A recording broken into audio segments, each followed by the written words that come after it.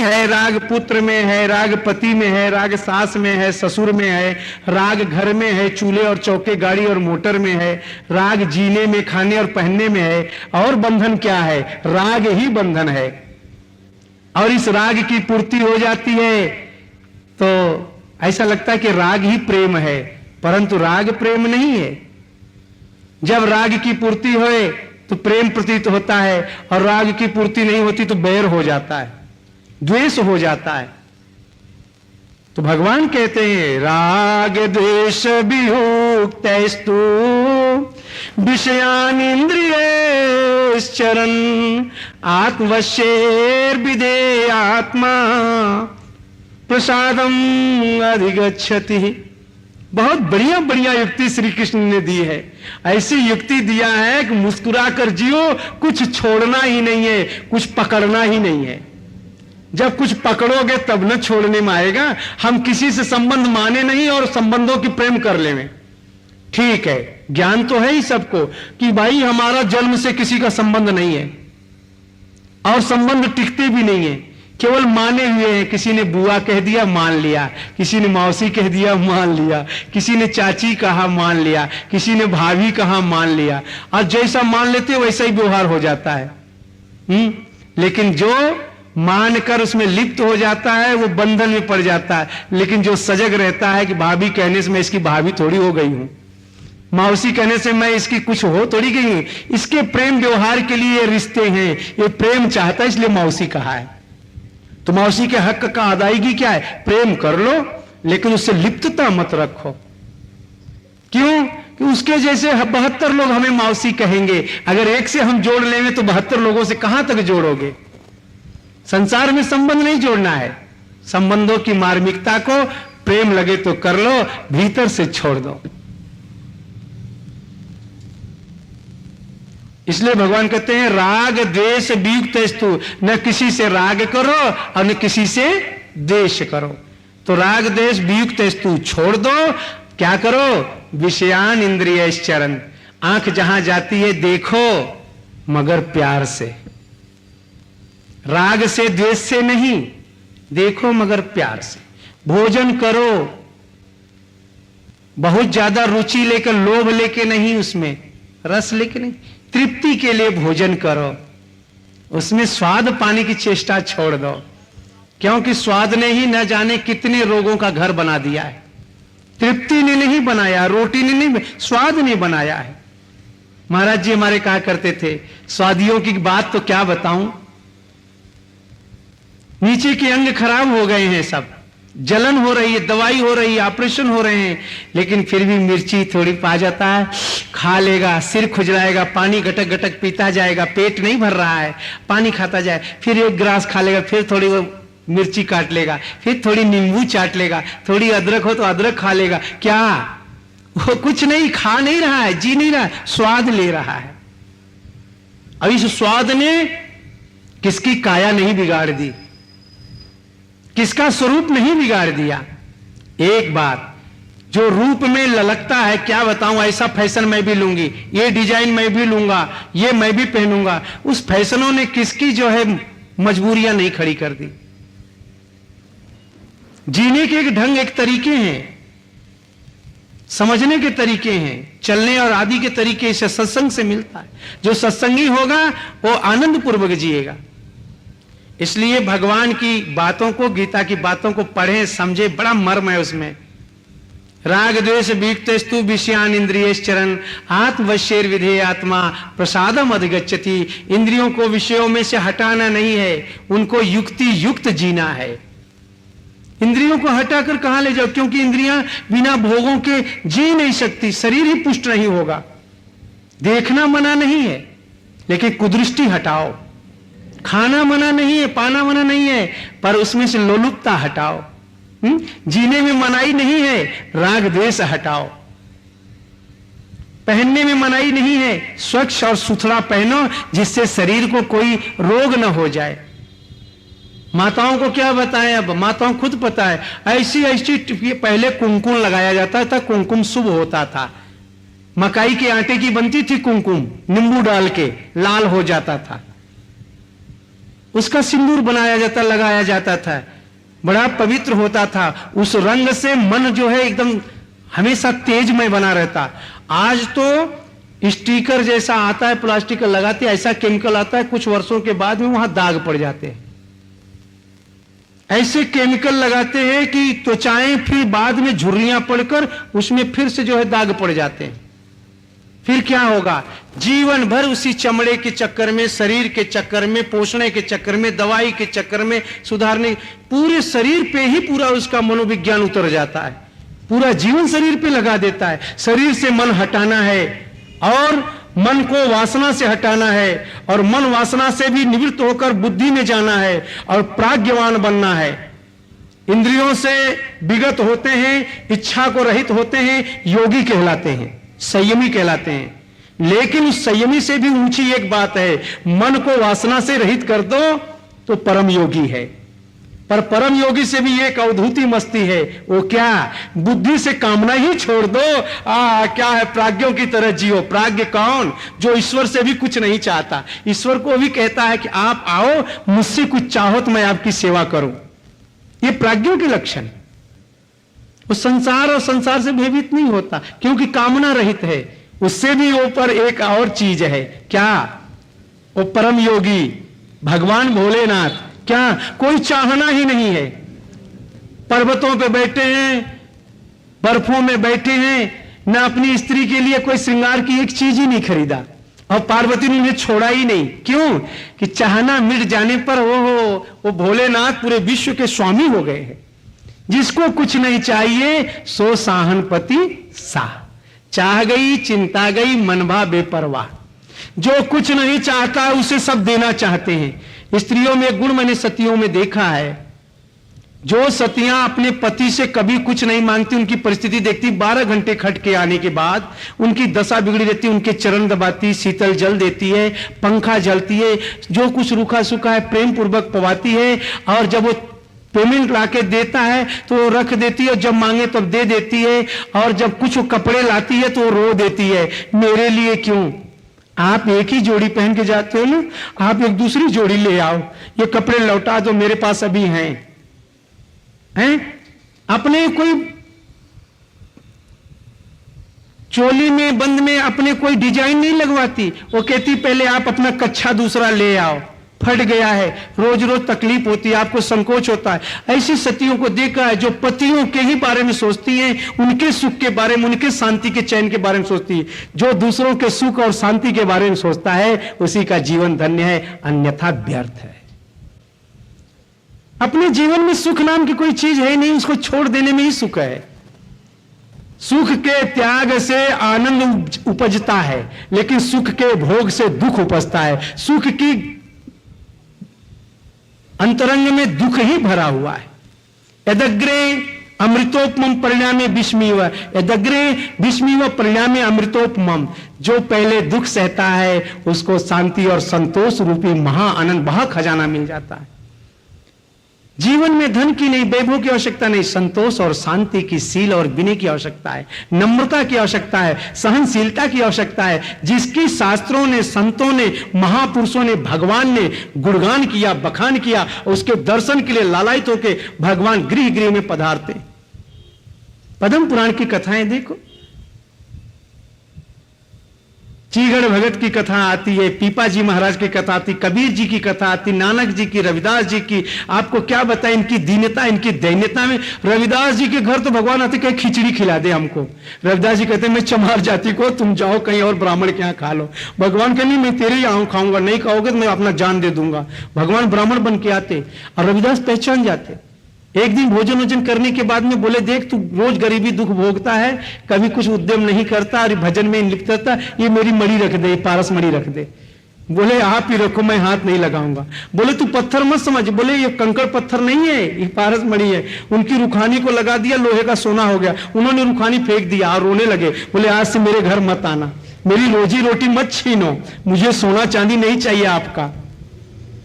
नहीं माने, बहुत रोए। एक पारसमणि, उस पारसमणि को कपड़े में लपेट के छान में रख दिए।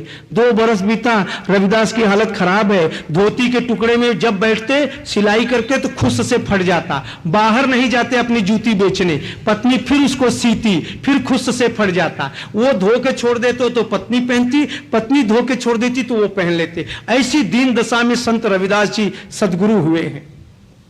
कबीर जी की क्या दशा बताएं आपको। कबीर जी का जीवन चरित्र पढ़ो तो आए धन्य हो जाता है। हम संतों का, भक्तों का जीवन चरित्र क्यों सुने, क्यों पढ़ें? इसलिए धन्य हो गए उस संसार में जीकर।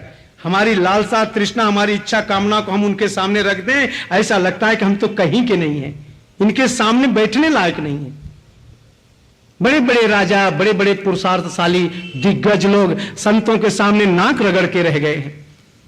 एक राजा एक संत के पास गए और जंगल में एकांत में, सोचे कि जंगल एकांत में कुटिया बना के रहता है, देखे तो ये जीता कैसे है।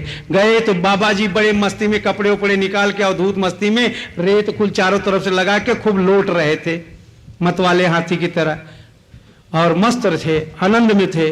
राजा पहुंचे, रथ रोके गए, महात्मा को दंडवत प्रणाम किया, बैठे।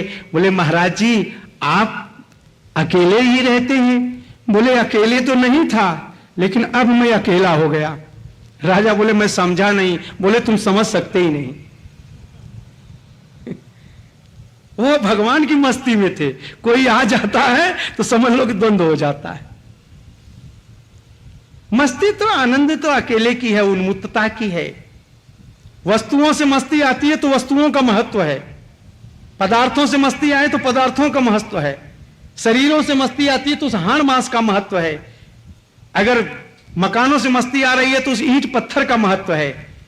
तो क्या तुम उससे भी गए गुजरे हो क्या, जो ईंट पत्थरों का महत्व है, वस्तुओं का महत्व, पदार्थों का महत्व है, हैं? क्या भगवान के अंश का कोई महत्व नहीं, भगवान का कोई महत्व नहीं? हमने महत्व दिया है इस संसार को, संसार हमें क्या महत्व देगा? हमने शरीर को महत्व दिया इसलिए बंधे हैं। जब हम महत्व देना बंद कर देते हैं, ये हमसे उदास हो जाते हैं, रूठ जाते हैं। इन्हें हमारी आवश्यकता है, शरीर को हमारी आवश्यकता है, हमें शरीर की आवश्यकता नहीं है। क्यों? कि हम शरीर को अगर संभालना छोड़ दे तो शरीर मिट जाएगी, दोबारा यह शरीर मिले, बने कि नहीं बने। परंतु आत्मा तो कभी मिटती ही नहीं है, उसको फिक्र किस बात की? आत्मा स्वयं चेतन है, लेकिन वह शरीर से इतना हिल मिल गया, इतना लुप्त हो गया, उसको पता ही नहीं कि मैं कौन हूं। वो शरीर को ही स्वयं मान लेता है। हर चीज जो प्रतीत होती है वो तुमसे भिन्न है। दुख प्रतीत होता है तो दुख अलग है, सुख प्रतीत होता है तो सुख अलग है, राग द्वेष शत्रु मित्र प्रतीत होते हैं तो ये सब तुमसे अलग है, संसार प्रतीत होता है ये अलग है, वस्तु और पदार्थ प्रतीत होते हैं ये अलग है। जो कुछ ही तुम्हें जानने मानने में आता है वो सब तुमसे अलग है। तुम सबसे अलग हो, तुम स्वयं चेतन स्वरूप हो। ईश्वर अंश जीवय विनाशी, चेतन अमल सहज सुख राशि। संतों ने बताया, शास्त्रों ने बताया, अनादिकालों से यही चला आ रहा है। भगवान भी कहते हैं, भगवान की तो सुनी लो। अविनाशी तु तद्विद्धि येन सर्वम इदं ततम, विनाशम अव्ययस्यास्य न कश्चित् कर्तुमर्हसि। जी तू फिक्र मत कर, तू अविनाशी स्वरूप है। शरीर, मन, बुद्धि, इंद्रियां, विषय, वासनाएं, संसार सब नाशवान है। इस नाशवान को लेकर तू इतना दुखी क्यों होता, चिंतित क्यों होता है? ये तेरे कारण है बने हुए, तू इनका त्याग कर दे तो भी तेरा कुछ भी नहीं बिगड़ेगा, लेकिन तू इनका त्याग कर देगा तो इनका अस्तित्व ही मिट जाएगा। परमात्मा संसार का त्याग कर दे तो संसार नाम मिट जाएगा, और जीव शरीर का त्याग कर दे तो शरीर नाम मिट जाता है। ये बात सच्ची है कि नहीं? आप लोग बड़े ध्यान से सुन रहे हो, पर यह बात सच्ची है, स्वीकारते हो कि नहीं? हम शरीर छोड़ देंगे तो शरीर बचेगा, नष्ट हो जाएगा। शरीर को कौन संभालता? हम स्वयं संभालते हैं। मन को राजी कौन करता? हम स्वयं करते हैं। जब हम ही परेशान हो जाएंगे तो दूसरे से उपचार पूछते हैं, मेरा मन ठीक नहीं है। अरे मन ठीक तो नहीं है, पर तू तो ठीक है, तू राजी हो जा, मन अभी राजी हो जाएगा। मेरी बुद्धि ठीक नहीं है, तो बुद्धि ठीक नहीं है, तू तो ठीक है। बुद्धि कुटिल काम करे तो करने दे, तू मत करना, नहीं तो थप्पड़ पड़ेंगे और दुख पाओगे। बुद्धि कुटिल विचार करे, करने दो। मन कुटिल विचार करे, करने दो। इंद्रियां बहुत परेशान करे, करने दो। खबरदार, सम रहना, अपने स्वरूप में रहना, दृढ़ रहना, निश्चयी रहना। नारायण नारायण। आओ एक दृढ़ निश्चयी भगत की कथा श्रवण करते हैं। इस भगत की कथा से 1 घंटे में पूरा हो जाएगा लगभग। इस भगत की कथा से हम लोगों को बहुत बोध मिलेगा। सनातन धर्म शास्त्रों पे टिका हुआ है और शास्त्र कथाओं पे टिकी हुई है। कथाएं निर्णय पे टिका हुआ है, निर्णय समाधान है और समाधान ही हमारा जीवन है। हमें क्या पाना है? समाधान पाना है, शांति पाना है ना। शंका समाधान, जिज्ञासा समाधान, कार्य का समाधान, जीवन का समाधान पाना है। और समाधान ही नहीं, इस जीवन का निदान भी पाना है। मृत्यु मंगलमय हो जाए, जीवन मंगलमय हो जाए, हैं? हमारा कर्म मंगलमय हो जाए, हमारा धर्म मंगलमय हो जाए, हमारे प्राण और शरीर मंगलमय हो जाए। कोई ये तो कहे धन्य धन्य इसकी मट्टी, कोई सिर और कंधा लगा के जाए और उसको बार बार सत नमन करे, धन्य है ये माटी, जगत में कुछ अच्छा करके गए। हमारी वाणी अमर रहे, संतों की वाणी अमर है, सदा वाणी अमर रहती है। क्यों? कि कुछ बढ़िया बोल के गया है, ब्रह्म वाक्य कह के गया है, सत्य वाक्य कह के गया, अकाट्य कह के गया है। ऐसे ही जीने के बड़े अच्छे ढंग हैं। ऐसी वाणी बोलिए, मन का आपा खाए, और उनको शीतल करे, आप शीतल हो। ऐसा कर्म करो, कबीर जी कहते ऐसी करनी कर चलो, हम हंसे जग रोए। सुकृत करना है, दुष्कृत नहीं करना है। तो कर्म का, धर्म का विचार करें विवेक द्वारा और उसका निर्णय लेके चले। ये बहुत बड़ा काम नहीं है। धर्म करना नहीं होता है, कर्म करना नहीं होता है, सुकृत करना नहीं होता। सुकृत के विचार करने से सुकृत प्रारंभ हो जाते हैं। दुष्कृत करना होता है, बुराई करना होता है, लड़ाई करना होता है, निंदा करना होता है, चुगली करना होता है, हैं? निंदा करना होता है। निंदा ना करो तो सुकृत है कि नहीं? करना पड़ा। बुराई करना होता है, बुराई ना करो तो सुकृत है कि नहीं? है? दुर्विचार छोड़ना करना पड़ता है, दुर्विचार छोड़ दो तो सुकृत है कि नहीं? दुष्कर्म छोड़ दो तो सत्कर्म है कि नहीं? सत्कर्म धर्म आदि करना नहीं है, अधर्म को, दुष्कर्म को त्याग करना है, असाधन का त्याग करना है, साधन नहीं करना है। हमारे तो एक बात समझ नहीं आती, जितने संत मिलते हैं, जितने पंथ मिलते हैं, वो क्या करते हैं? अपना पिंड छुड़ाने के लिए कहते हैं ले पकड़। किस तरह? कोई न कोई साधन पकड़ा देते हैं। किस तरह? जैसे बच्चा रो रहा है और अभी दूध पिया है, फिर भी रोता जाता, हाथ पैर मारता जाता, तो माँ क्या करती है? एक लकड़ी की 2 बाजू जो लट्टू वाली लकड़ी होती ना, चट्टू, वो हाथ में पकड़ा देती। उसकी पकड़ने और चूसने की 2 आदत जन्म से हो जाती है। पकड़ना और चूसना शुरू में ही हो जाती है, उसी के लिए चिल्लाता रहता है। जब मां लट्टू पकड़ा देती है तो वो जैसा वो छोटा सा दोनों बाजू रहता है तो मुंह में भर लेता है और रगड़ते रहता है। बड़ा रस आता है, सोचता बस करो चीज मिल गई है, और रगड़ते रगड़ते जब उसमें रस नहीं आता है और टट्टी पेशाब छूट जाती है तो सोचता है कि जो कुछ था वो भी गया और उसमें से रस भी नहीं आया। तो मां तो बड़ी चतुर है, वो तो अपना पिंड छुड़ा लिया। देखे ऐसे ही भगवान हमें पिंड छुड़ाए हैं, संसार के पदार्थ और ये सब कुछ देके अपना पिंड छुड़ा लिए। ऐसे महात्मा लोग हैं ना, एक साधन पकड़ा देते, ले कंठी पकड़, ले माला पकड़, ले तिलक पकड़, ले आसन पकड़, ले जप पकड़, ले तप पकड़। असली चीज तो पकड़ में आती नहीं, और जब असली चीज पकड़ में आएगी तो पता लगेगा तेरी की। हम गुरु महाराज मस्त रहते हैं, वो उनकी की बात ही छोड़ो, हमें ये फंसा दिए।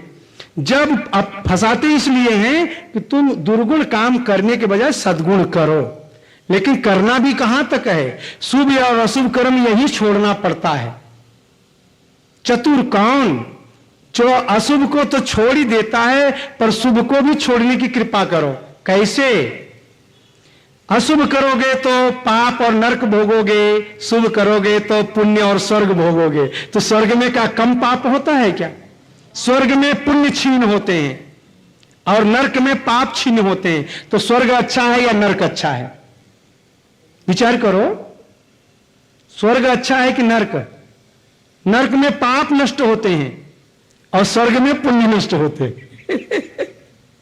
तो बताओ, स्वर्ग जाना अच्छा है कि नरक जाना?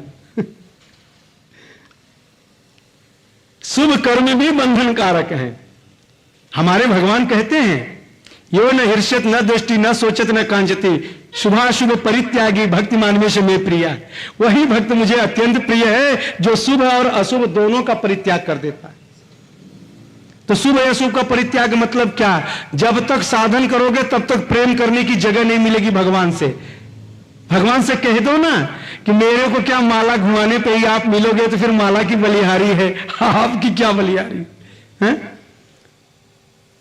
किसी साधन से भगवान मिलता है तो साधन की महिमा होती है, लेकिन भगवान किसी का गुलाम नहीं है, अहेतु कृपा करता है। क्यों? हम चाहते नहीं है, वो चाहे थोड़ा तड़पेंगे, थोड़ा रोते तो मिल जाते, बातें करने लगते, लेकिन हमने सोचा कि माला से रगड़ के खींचेंगे उनको, फिर वो दौड़े दौड़े आएंगे। बहुत माला घुमा ले, बहुत जप कर लेते, बहुत राग रागनी बनाते हैं, बनाई बनाएगी। अरे हृदय के गीत गाओ, चाहे रोने से गाओ, भाव से गाओ, अपने हृदय के गीत गाओ, अपने से बातें करो, हृदय की बातें करो। कोई सुन न ले, कोई समझ न ले। जब भौतिक और लौकिक वासनाओं में एक मनुष्य से प्रेम करना होता है, फिर भी गुप्त रूप रखते हो, फिर भगवान से गुप्त रूप बातें करो ना, खुसुर फुसुर। बात कोई दो नहीं है। अध्यात्म का ही उल्टा भौतिक है, पर भौतिक को उल्टा कर दो, अध्यात्म बन जाता है। अब इंसान से नहीं, भगवान से प्रीति करो, उनके लिए श्रृंगार करो, उनके लिए जियो, उनके लिए भोजन बनाओ, उनके से बातें करो, उनके लिए स्नान करो, उनके लिए ध्यान करो, उनका नाम लो। अब ऐसा गुप्त लो कि क्या कहना, नाम भी मत लो, उनका रूप याद कर लो। नाम लेने से, अपने प्रेमी का नाम लेने में भी संकोच होता है। ये बड़ी गूढ़ रहस्य की बातें हैं। हाँ, इसको फिर कभी समझाएंगे। दृढ़ निश्चयी एक महात्मा थे, उनका विवाह कर दिया था। शालिग्राम की पूजा करने की उनकी बहुत इच्छा थी, पर शालिग्राम मिले नहीं। कथा श्रवण रोज करते थे, सत्संग में जाते थे, भागवत सुनते थे। भगवान की कथा श्रवण करते करते भगवान की प्रीति की बातें, नाम जप की बातें उनके बैठ गई। निरंतर नाम जप लेते थे और आते, अब धीरे धीरे उनके जब वैराग्य की बातें सुनते, सत्संग की बातें सुनते, धीरे धीरे उनके वैराग्य हो गया। अब ज्यादा वस्त्र नहीं पहनते थे, शौकीनी भी छोड़ दिए थे। जैसा तैसा नहा धोकर भगवान की याद में बैठ जाते। पत्नी घर में जो कुछ सीधा पिसार मिलता उससे रोटी बनाती। 2 संतान थे, एक लड़का एक लड़की। दोनों का पत्नी पालन करती, स्कूल भेज दिया करती। किसी गुरुजन के यहां वो शिक्षा दीक्षा पाते बेटा बेटी, अभी छोटे छोटे थे। पत्नी बड़ी सुशीला थी। घर कच्चा मिट्टी का था और कच्चे मिट्टी के घर में एक कोने रसोई थी, एक कोने सामान रखा हुआ था। थोड़ी मचान थी, मचान पे अपने बड़े छोटे सामान ऊपर रख दे। नीचे भगवान की छोटी मिट्टी की वेदिका बनाई हुई थी। उसमें एक मिट्टी का पिंड बनाकर कुम्हार से एक पत्थर मिट्टी का गढ़वा कर पकवा लिया आवे में, और उसमें नाक कान बना लिया और नाक कान बना के उसकी पूजा करने लगे। रोज पुष्प लाते, पुष्प चढ़ा देते, भगवान को भोग लगाते।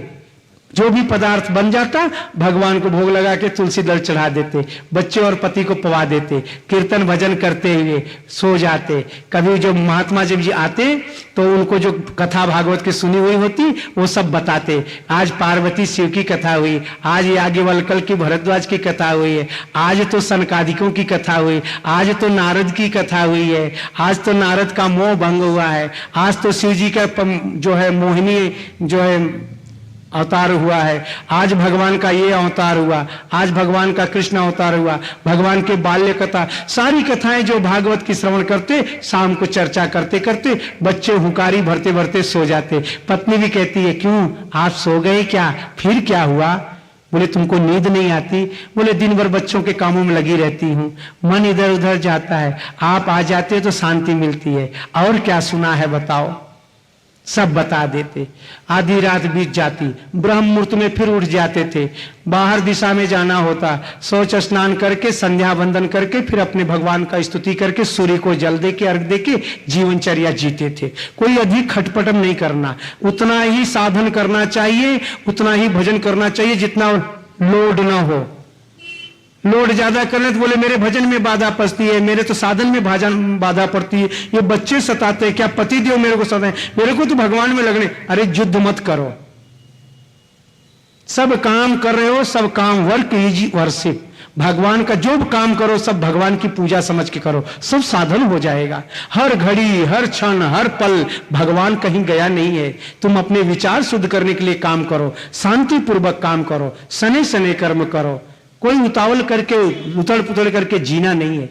जीवन को संयमित बनाकर जीने का नाम ही साधन है।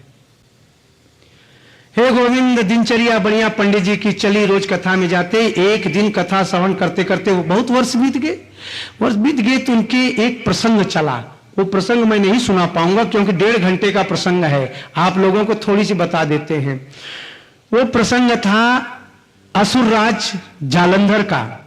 जालंधर दैत्य था। वो दैत्य कैसे था? वो सागर का पुत्र था। सागर का पुत्र क्यों हुआ? कि सागर ने ब्रह्मा जी से पुत्र मांगा तो ब्रह्मा जी ने आशीर्वाद दिया, तो सागर के पुत्र हुआ जालंधर।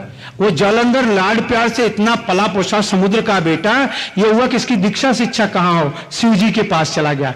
और वही जालंधर रावण पूर्व जन्म की कृत कथा है। वो जालंधर रावण से शिक्षा दीक्षा लेके शिव स्वरूप हो गया, क्योंकि गुरु कभी छल कपट नहीं करता। सदगुरु सब बातें ठीक ठीक बता देता है, जीव को अपने स्वरूप में निमग्न कर देता है। भगवान भोलेनाथ शंकर कुछ भी छुपाने वाले नहीं थे। उन्होंने साधन, सिद्धि, समाधि, योग, विद्या, माया, कपट, जो भी कुछ विद्या थी सारी विद्याओं को, वेद को, पुराण शास्त्र सब बता दिया। वो बड़ा निपुण हो गया। निपुण होने के बाद में अपने उस शक्ति से देवताओं पर भी हाहाकार मचाकर साम्राज्य करता, सारे देवताओं को बस में कर लिया। समुद्र बड़ा खुश होता कि मेरा बेटा शिवजी से ज्ञान लिया है और शिवजी गुरु हैं, सब विद्या जान गया। एक दिन क्या हुआ, वो शिवजी का स्वरूप बनाकर मां पार्वती पूजा कर रही थी। प्रातःकाल शिवजी चले गए थे कैलाश में सत्संग करने, और यहां पार्वती जब पूजा कर रही थी तो शिवलिंग की पूजा करती थी। शिवलिंग की पूजा करते हुए जो वस्त्र खुला हुआ पहनती, खुला हुआ वस्त्र पहनकर शिव के पूजन में लग जाती, शुद्ध वस्त्र पहन के पूजा करते हुए जालंधर ने देखा एकांत है, देवी पूजा कर रही है। उसका मन चले गया तो उसने क्या किया कि शिवजी का रूप बना लिया। शिवजी का रूप बना के पार्वती को पकड़ लिया। पार्वती ने सोचा कि मेरे स्वामी योगी हैं, अब राधे श्याम राधे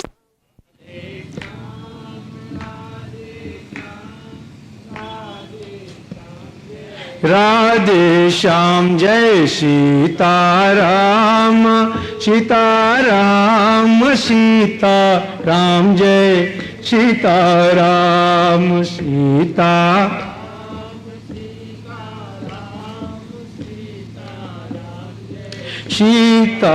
सीताराम। बोलो श्याम रामचंद्र भगवान की, श्री मोर मुकुट बंसी वाले की। जालंधर मां भगवती पार्वती को हाथ लगाया और शिव का स्वरूप बना लिया। पार्वती ने सोचा मेरे स्वामी अव्यक्त हैं, योगी हैं, अभोगी हैं, कामना रहित हैं, कोई वासना रहित हैं, फिर आज इनको पूजा के समय मेरी पूजा छुड़ा रहे हैं, संध्या नहीं करने दे रहे। वो तो नित्य निरंतर कहते कि संध्या करो, उपासना करो, मेरी तरफ मत देखो, ईश्वर की तरफ देखो, सदा नित्य पूजा की, ध्यान की बात करते हैं। और आज इनको हो क्या गया है, जो प्रातः काल इस मुहूर्त में संध्या के समय मुझे इस तरह से पकड़ रहे हैं। थोड़ा सा आंख बंद करके देखा कि कहीं मेरे पति योगी के जगह भोगी कैसे हो गए। ध्यान करके देखा तो उसके शिवजी के स्वरूप में असुर दिखाई देने लगा। पार्वती बड़ी जोर से चिल्लाई। विष्णु भगवान ने सुना, उनके आराध्य देव पार्वती के आए।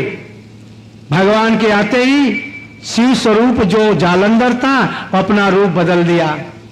अब भगवान चक्र उठा के मारने ही जा रहे थे, नारद ने लीला रची। आहा क्या, अरे रे प्रभु ये क्या कर रहे हो, बड़ा अनर्थ हो जाएगा। बोले नारद आप अभी इस समय कैसे? बोले प्रभु आप जानते नहीं, मैं अपने प्रभु को अनर्थ से बचा रहा हूं। बोले क्या हुआ? बोले मां लक्ष्मी देवी के ये सगे भाई हैं, आप इनका वध क्यों कर रहे हो? बोले मेरी भक्ति का विनाश किया है, मेरी भक्ति को स्पर्श किया है, इसकी कुदृष्टि भक्ति की तरफ चली गई है। जो भक्ति और भगत की तरफ कुदृष्टि करता है वो मेरी निगाह में भस्म हो जाना चाहिए, मार देना चाहिए।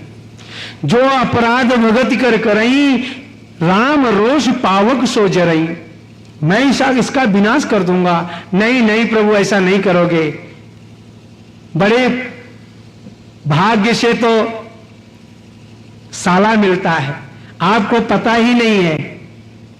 उधर लक्ष्मी जी को भी पता चल गई, भाई ऐसी ऐसी बात से भगवान भागे किसी को मारना चाह रहे हैं। लक्ष्मी जी स्वयं वहां आ गई, नारायण नारायण करके नारद जी ने उद्बोधन किया, देवी आपके भैया से और आपके स्वामी से झगड़ा होने जा रहा है, बड़ा संहार हो जाएगा, बचा लो। नारद मेरा भैया? बोले हाँ हाँ, आप भी समुद्र की बेटी हो और ये भी समुद्र के पुत्र हैं, आपको अपने रिश्ते का ही पता नहीं। बोले नारद आप जैसे संत न हो तो सच्चे रिश्ते का पता कौन बताए? नारद ने बता दिया। अब भाई बहन का मिलन हुआ, अब तो भाई बहन को पहचानने लगा, बहन भाई को, क्योंकि एक ही परिवार के हैं। लेकिन जालंधर ने सोचा कि बीच में नारद न आया होता तो बड़ी लड़ाई हो जाती। भगवान ने सोचा कि अगर मैं जालंधर को मारूंगा तो मेरी लक्ष्मी रूठ जाएगी, क्योंकि भाई बहन के बीच में कैसे क्या करें। भगवान उस समय क्षमा कर दिए, लेकिन भगवान के हृदय में पार्वती को पकड़ने और उनके साथ कपट करने का दंड देने की मन में रह गई। मैं इसे दंड तब दूंगा लक्ष्मी को पता नहीं होगा, समय आने दो।